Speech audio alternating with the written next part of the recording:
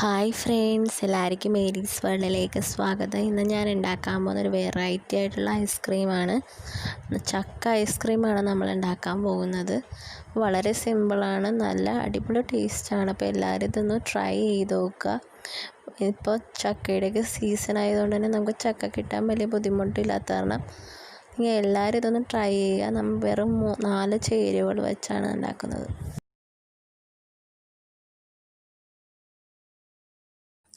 അപ്പം നമുക്കിത് എങ്ങനെ ഉണ്ടാക്കേണ്ടതെന്ന് നോക്കാം.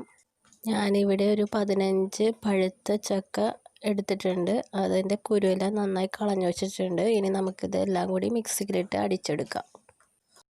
അപ്പോൾ നമ്മുടെ ചക്ക നന്നായി അരഞ്ഞിട്ടിട്ടുണ്ട്. ഞാനിവിടെ വെള്ളം ചേർക്കാതെ ഇങ്ങനെ നല്ല പേസ്റ്റി കൺസിസ്റ്റൻസി തന്നെ കിട്ടിയിട്ടുണ്ട്. ഇനി നമുക്ക് പാലിൻ്റെ മിക്സ് റെഡിയാക്കാം. ഞാനിവിടെ 500 ml പാലാണ് എടുത്തിരിക്കുന്നത്. അതിൽ നിന്നൊരു 4 ടേബിൾ സ്പൂൺ പാൽ ഒരു ബൗളിൽ എടുത്ത് വെച്ചിട്ടുണ്ട്. ഇനി ഇതിലോട്ട് ഒരു 2 ടേബിൾ സ്പൂൺ ഗോതമ്പ് പൊടി ഇടാം. ഇനി നമുക്കിതിലോട്ടൊരു 3 ടേബിൾ സ്പൂൺ പാൽപ്പൊടി ഇട്ട് കൊടുക്കാം. പാൽപ്പൊടി ഇടുമ്പോൾ നമ്മുടെ ഐസ്ക്രീമിന് നല്ല ടേസ്റ്റ് കിട്ടും. ഇനി നമുക്കിതെല്ലാം കൂടി നന്നായി മിക്സ് ചെയ്തെടുക്കാം.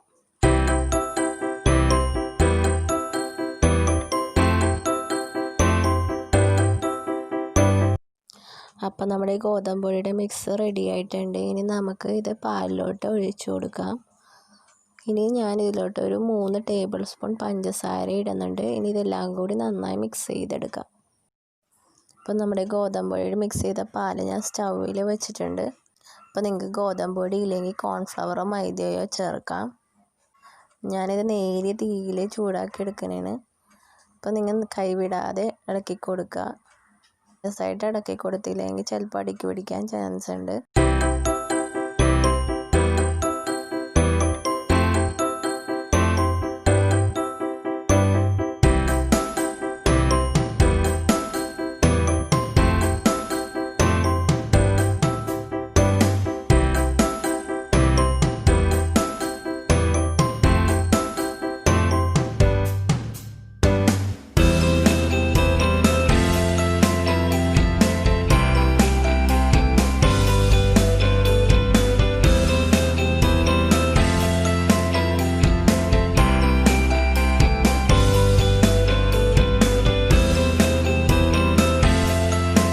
അപ്പോൾ ഈ ഒരു പരുവാകുമ്പോഴേക്കും നമുക്ക് ഫ്ലെയിം ഓഫ് ചെയ്ത് കൊടുക്കാം.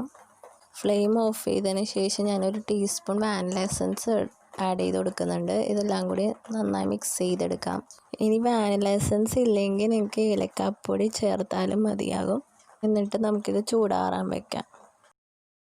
ഇപ്പോൾ ഇത് നന്നായി ചൂടാറിയിട്ടുണ്ട്. ഇനി നമുക്ക് നേരത്തെ അടിച്ചു വെച്ച ചക്കയുടെ പേസ്റ്റും ഇതും കൂടി ഒരുമിച്ച് മിക്സിയിലിട്ട് അടിച്ചെടുക്കാം.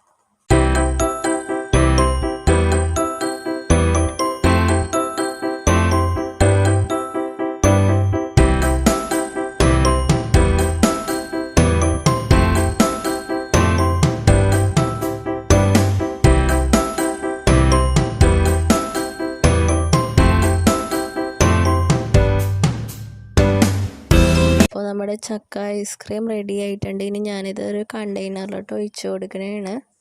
എന്നിട്ട് നമുക്കിത് ഫ്രീസറിലോട്ട് വെക്കാം. ഒരു 2 മണിക്കൂറിന് ശേഷം നമുക്കിത് വീണ്ടും എടുത്ത് മിക്സ് ചെയ്യാം.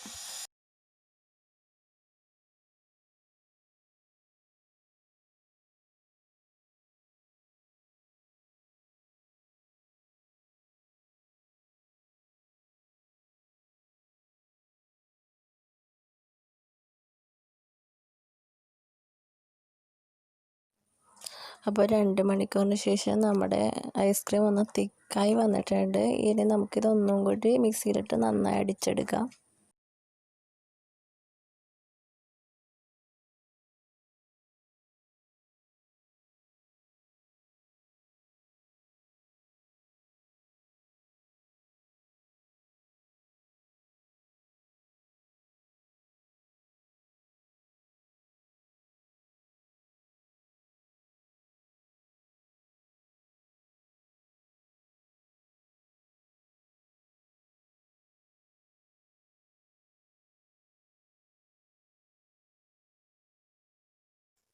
അപ്പോൾ നമ്മുടെ ഐസ്ക്രീമിൻ്റെ മിക്സ് ഒന്നും കൂടി മിക്സിയിലിട്ട് അടിച്ചെടുത്തിട്ടുണ്ട്. ഇനി ഞാൻ നേരത്തെ എടുത്ത കണ്ടെയ്നറിലോട്ട് തന്നെ ഒഴിച്ചു കൊടുക്കുന്നുണ്ട്. ഇനി നമുക്ക് ഫ്രീസറിൽ ഒരു 8-10 മണിക്കൂർ വയ്ക്കാം.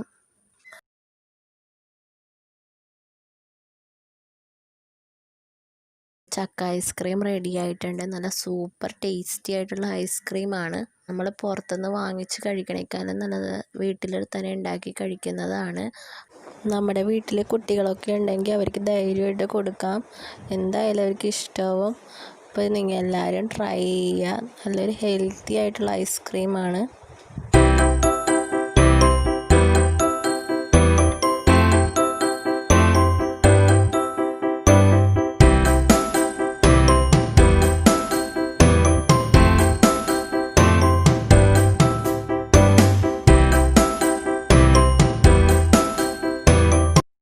അപ്പോൾ നിങ്ങൾ എല്ലാവരും ഇത് ട്രൈ ചെയ്ത് നോക്കുക.